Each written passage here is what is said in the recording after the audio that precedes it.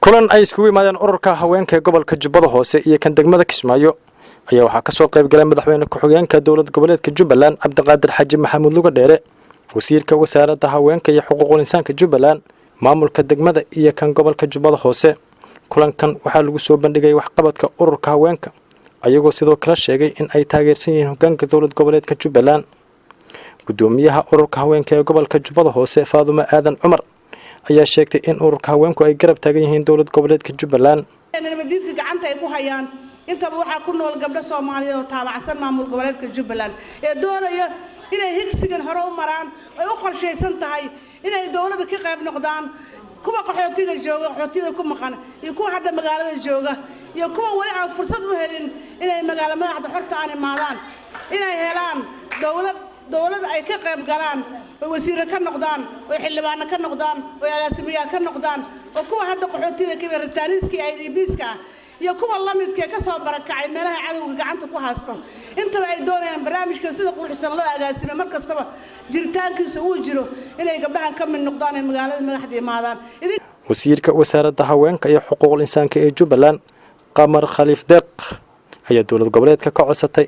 in haweenka laga qayb geliyo siyaasadda isla markaana talada lala wadaago si ay qayb uga noqdaan horusocodka dalka dawladda waa inay na yaraysanin waan ognahay annaga waa taageersanahay gabdhaha Soomaaliyeed waxay soo bandhigeen maanta inay dawladooda taageersan yihiin madaxweynahooda ay taageersan yihiin soo runtii ma aha sida aad madaxweynaha u taageersantiin waxaan rabnaa dawladda oo madaxweyne ku-xigeenka iyo wakiil iyo wasiirada ka yihiin in annagana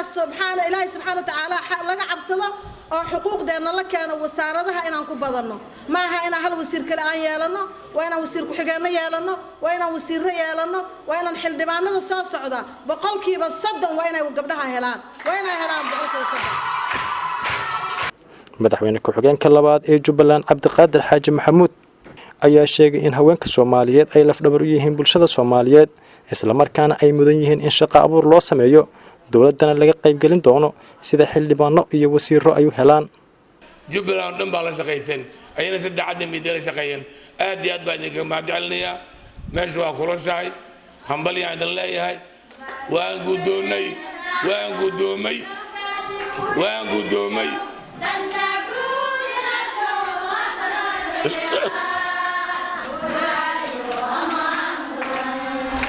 باقي أزوجي زين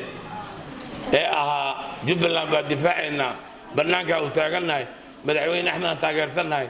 wasiirada haweenka taageersannahay maamulka haweenka taageersannahay yaana la farafaraynin waxa idin ballan qaaday ma la farafaraynaay waa ilaalinayna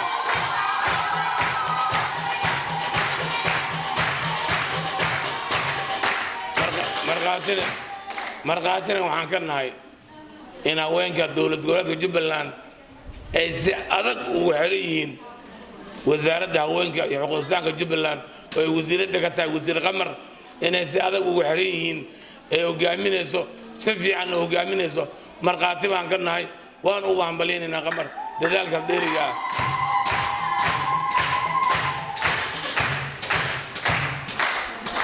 نحن هذا المعنى بريزنا أرتمان إيش بقطع كوب كاس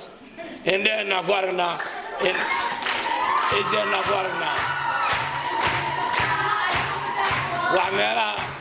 وعملا لقى شيء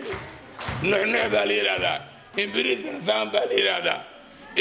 مسعود عبد الله هذا يونيفرسال تي في مقالة كسمايو